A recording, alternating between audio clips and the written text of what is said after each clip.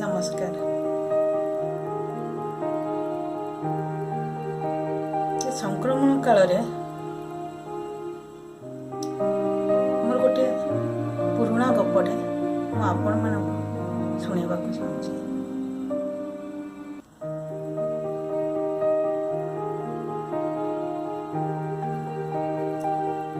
ଗପର ଶୀର୍ଷକ ଏଇ ତ ଜୀବନ। ସେଇ ବସଷ୍ଟାଣ୍ଡର ବରଗଛ ମୂଳେ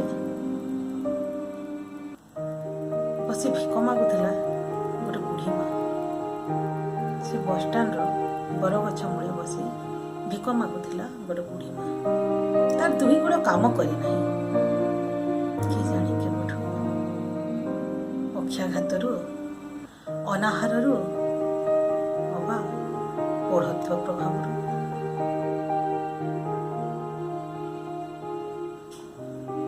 ସକାଳର ସୂର୍ଯ୍ୟ ଉଇଁବା ଆଗରୁ ବୁଢ଼ୀ ବାହାରିଯାଏ ଘରୁ।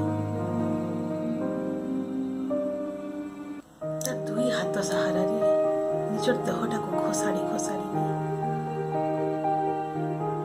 ବସି ପଡ଼େ ସେ ଗଛର ଛାଇରେ, ଭିକ ମାଗେ। ତାର ପୁଅ ରିକ୍ସାବାଲା ବାବୁ ବାବୁଆଣୀ ମାନଙ୍କୁ ବସାଇ ତା ରିକ୍ସାରେ ନେବା ଆଣିବା କରେ।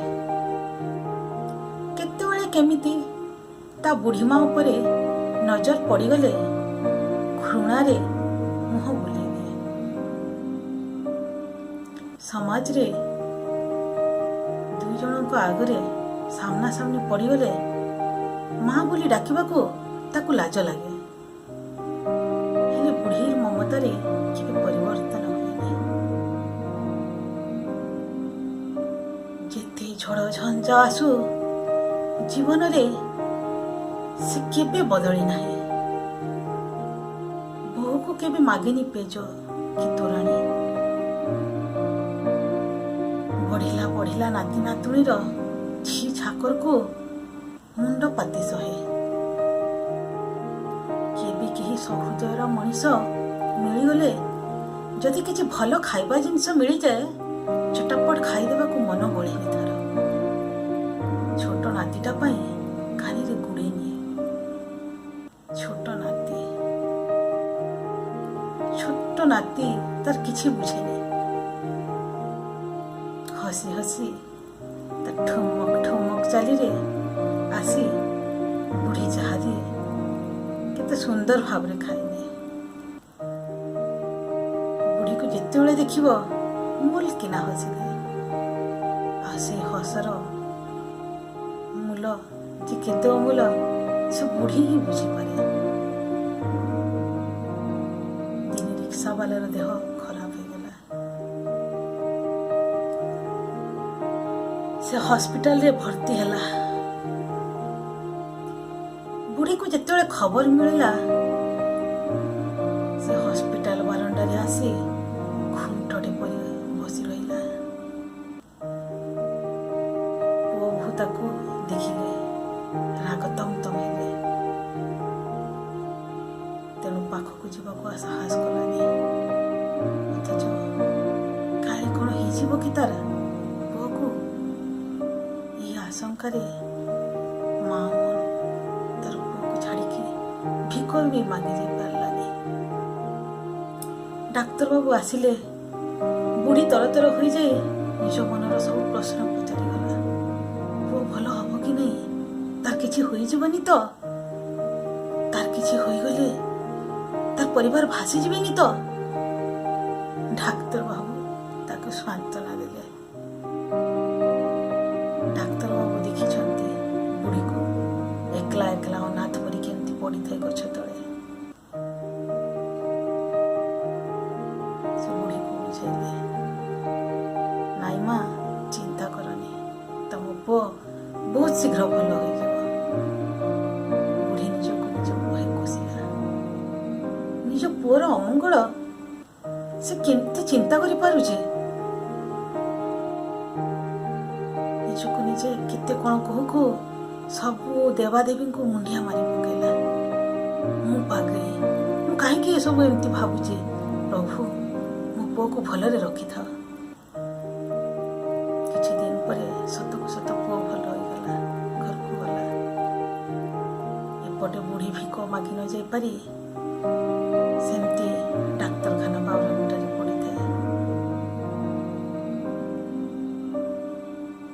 ପୁଣି ପୁଅ ଗଲା ପରେ ନିଜ ହାତରେ ନିଜ ଦେହକୁ ଘୋଷାଡ଼ି ଘୋଷାଡ଼ି ଗଲା। ତାର ଚିରାଚରିତ ସେ ଭିକ ମାଗିବା କାମରେ ଲାଗିଗଲା।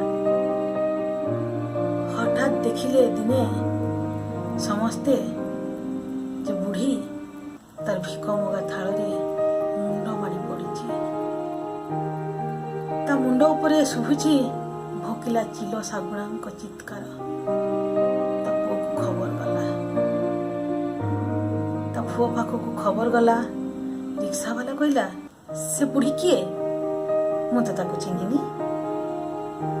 ବୁଢ଼ୀ ମରିଗଲେ କି ହଜିଗଲେ ମୋର ବାବା କିଛି ଯା ଆସେ ନାହିଁ। ବୋହୂ ଘର ଭିତରୁ କହୁଥିଲା, ସେ ବୁଢ଼ୀକୁ ଆମେ ଚିହ୍ନିନୁ, ସେ ବୁଢ଼ୀ ଆମର କେହି ନୁହେଁ।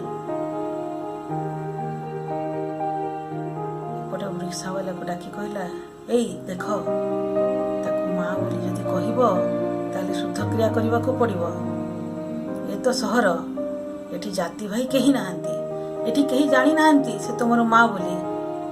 ଏଠି ବଞ୍ଚିବା ପାଇଁ ପ୍ରତି ମୁହୂର୍ତ୍ତରେ ପଇସା ଦରକାର। ଏଠି ବଞ୍ଚିବା ପାଇଁ ପ୍ରତି ମୁହୂର୍ତ୍ତରେ ପଇସା ଦରକାର। ପୁଅ ବୋହୂର ହିସାବ କିତାବରେ ବୁଢ଼ୀ ଅନେକ ଦିନରୁ ଅଜଣା ମଣିଷ। ସକାଳ ଯାଇ ସନ୍ଧ୍ୟା ହେଲା, ସକାଳ ଯାଇ ସନ୍ଧ୍ୟା ହେଲା। ମାଛି ଭଣ ଭଣ ବୁଲିଲେ ବୁଢ଼ୀର ଦେହ ସାରା। କେଉଁଠୁ ଖବର ପାଇଲେ କେଜାଣି ସଫେଇ କର୍ମଚାରୀ 2 ଜଣ ଆସିଲେ। ଶବକୁ ମଇଳା ବୁହା ହେଉଥିବା ଚକା ଲଗା ଗାଡ଼ିରେ ନେଇଗଲେ। ସେଦିନ ସେପଟେ ସୂର୍ଯ୍ୟର ରକ୍ତିମ ଆଭା କାହିଁକି କେଜାଣି ଏକ ଅଜଣା କୋହରେ ଅଧିକ ଭୟଙ୍କର ଲାଗୁଥିଲା। ଯେମିତି ଗୋଟେ ମାର ଗୋଟେ ମମତ୍ୱର ସେ ରାଶି ରାଶି କିରଣରେ ଅନ୍ତ ହେଇଯାଉଛି। ସ୍ୱାଭିମାନ ଭରା ମାଟେ, ସେ ବି କେବେ ନିଜ ଜଠରୁ ଜନ୍ମ କରିଥିଲା ସନ୍ତାନ। ବାନ୍ଧି ହୋଇଥିଲା ମୁହଁରେ ତାର ସାରା ଜୀବନ। ହେଲେ ତା ଆଗରେ ପଛରେ କେହି ନଥିଲେ।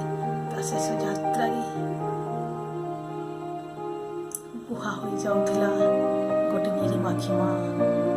ବୁହା ହୋଇଯାଉଥିଲା ଗୋଟେ ନିରିମାଖି ମା ଲୀନ ହେବା ପାଇଁ ପଞ୍ଚମ